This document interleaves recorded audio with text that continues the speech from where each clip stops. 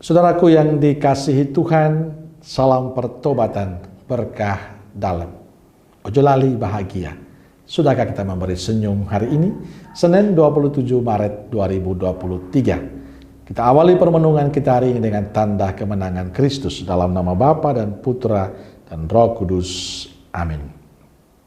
Permenungan kita diambil dari Injil Yohanes bab 8 ayat 1 sampai 11.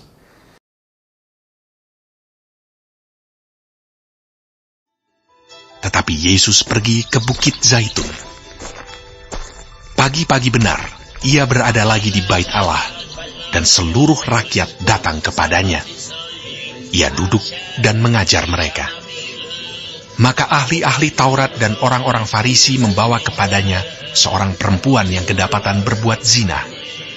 Mereka menempatkan perempuan itu di tengah-tengah, lalu berkata kepada Yesus, "Rabi, perempuan ini tertangkap basah ketika ia sedang berbuat zina. Musa dalam hukum Taurat memerintahkan kita untuk melempari perempuan-perempuan yang demikian. Apakah pendapatmu tentang hal itu?" Mereka mengatakan hal itu untuk mencobai dia, supaya mereka memperoleh sesuatu untuk menyalahkannya. Tetapi Yesus membungkuk, lalu menulis dengan jarinya di tanah. Dan ketika mereka terus-menerus bertanya kepadanya, ia pun bangkit berdiri, lalu berkata kepada mereka, "Barang siapa di antara kamu tidak berdosa, hendaklah ia yang pertama melemparkan batu kepada perempuan itu." Lalu ia membungkuk pula dan menulis di tanah. Tetapi setelah mereka mendengar perkataan itu, pergilah mereka seorang demi seorang, mulai dari yang tertua. Akhirnya, tinggallah Yesus seorang diri dengan perempuan itu yang tetap di tempatnya. Lalu Yesus bangkit berdiri dan berkata kepadanya, "Hai perempuan, di manakah mereka? Tidak adakah seorang yang menghukum engkau?" Jawabnya, "Tidak ada, Tuhan." Lalu kata Yesus, "Aku pun tidak menghukum engkau. Pergilah, dan jangan berbuat dosa lagi mulai dari sekarang." Saudaraku yang dikasihi Tuhan, bacaan Injil hari ini bercerita tentang orang-orang Farisi membawa kepada Yesus seorang perempuan yang kedapatan berbuat zina. Mereka menempatkan perempuan itu di depan Yesus dan meminta pendapat Yesus mengenai persoalan perempuan itu. Mereka ingin mencoba Yesus. Yang dilakukan Yesus menarik. Yesus membungkukkan badan lalu menulis di tanah dengan jarinya dan berkata kepada mereka, "Barang siapa di antara kamu tidak berdosa, hendaklah ia yang pertama melemparkan batu kepada perempuan itu." Lalu Yesus membungkuk lagi dan menulis ke tanah. Saudaraku yang dikasihi Tuhan, apa yang ditulis Yesus di tanah tidak dijelaskan oleh penginjil. Tapi setelah mendengar perkataan Yesus, pergilah mereka seorang demi seorang, mulai dari yang tertua.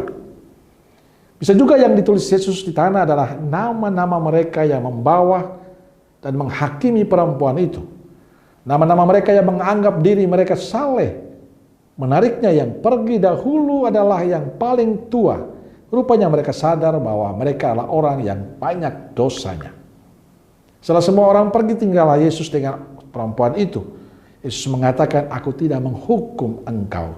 Pergilah dan jangan berbuat dosa lagi mulai dari sekarang." Saudaraku yang dikasihi Tuhan, dari kisah Injil hari ini kita bisa belajar dua hal dalam hidup Yesus. Pertama, jangan menjadi pribadi yang sombong dan sok suci. Yesus dengan tegas mengatakan itu pada orang-orang Farisi yang membawa perempuan yang kedapatan berbuat zina. "Barang siapa di antara kamu tidak berdosa, hendaklah ia yang pertama melemparkan batu kepada perempuan itu." Kata-kata ini hari ini disampaikan pada kita semua. Dan mungkin juga yang ditulis Yesus di tanah adalah nama-nama kita yang seringkali sok suci dan sombong dalam hidup. Yang kedua, Yesus berpesan pada perempuan itu jangan berbuat dosa lagi mulai sekarang ini. Artinya setelah ia mendapatkan pengampunan dari Allah, tugas selanjutnya menjadi pribadi yang pantas di hadapan sesama dan Tuhan. Saudaraku yang terkasih, kita semua bukanlah orang yang suci. Kita juga penuh kelemahan dan kerapuan, kekurangan. Maka Yesus berpesan pada kita agar tidak mudah menghakimi orang lain, tidak mudah mencap orang lain, tidak menganggap diri saleh dan so suci. Mungkin juga kita seperti perempuan dalam Injil hari ini yang tidak berdaya, tapi dengan rendah hati mengaku kesalahan yang membutuhkan belas kasihan. Yang terpenting dari kita adalah terus-menerus memperbaharui diri, agar kita layak di hadapan Tuhan, menyadari akan kedosaan kita, dan terus memperbaharui diri supaya kita semakin pantas di hadapan Tuhan dan sesama. Amin. Semoga Allah yang Maha Kasih memberkati saudaraku sekalian, Bapa, Putra, dan Roh Kudus. Amin. Roh Kudus Nazaret, doakanlah kami. Amin. Berkah dalam.